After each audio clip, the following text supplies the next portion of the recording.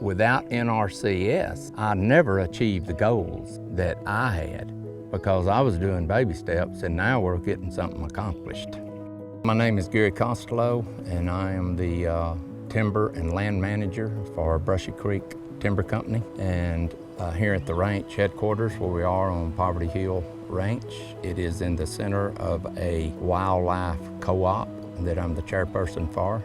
In 2015, I made a call to Jason Harden, who is the turkey program leader for Texas Parks and Wildlife. Well, the first person pretty much that Jason wanted to introduce me to was the NRCS. The contract that we have with Mr. Costlow, it is the 5-year program, and we have forest stand improvement, which is the thinning that we're doing.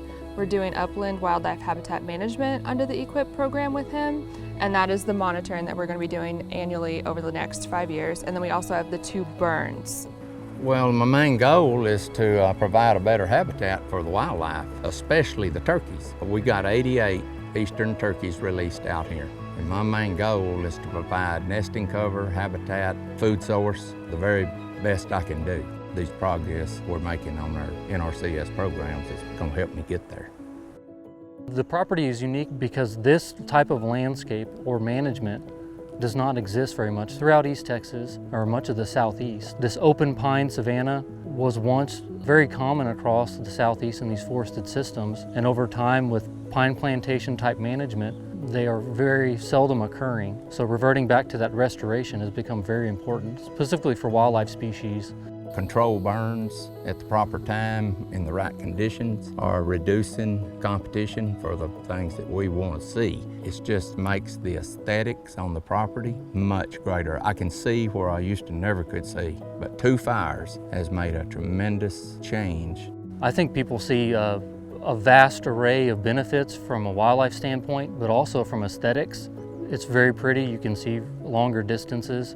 There's much richer wildlife diversity as far as birds, pollinators, insects, across the board. There's a major improvement in habitat quality that typically is not seen on untreated sites. If Mr. Costlow had not approached us to work with him on this project, a property like this would have a really dense understory where you can't really see through it. There's not sunlight that's getting to the forest floor, and it would also have that wildfire hazard component because it's just so thick you can't really control it whenever it goes through the trees that are not managed. First thing I want to do if somebody's following in my shoes is introduce them to NRCS. I'm only as good as the people I surround myself with, and I want to convey that message to the next person. I've learned more from Mr. Costlow than he's learned from me, I can tell you that. But it's been great. He's a practitioner. He's very diligent in what he does, and he's a doer. So options that are offered to him, generally he will apply those, and he does it very well and to a T. His goals are not money oriented, and they're not for his benefit. They're for the landscape itself and the wildlife that he wants to bring back here. His properties show exactly how successful our contracts can be with the goals that we originally start out with.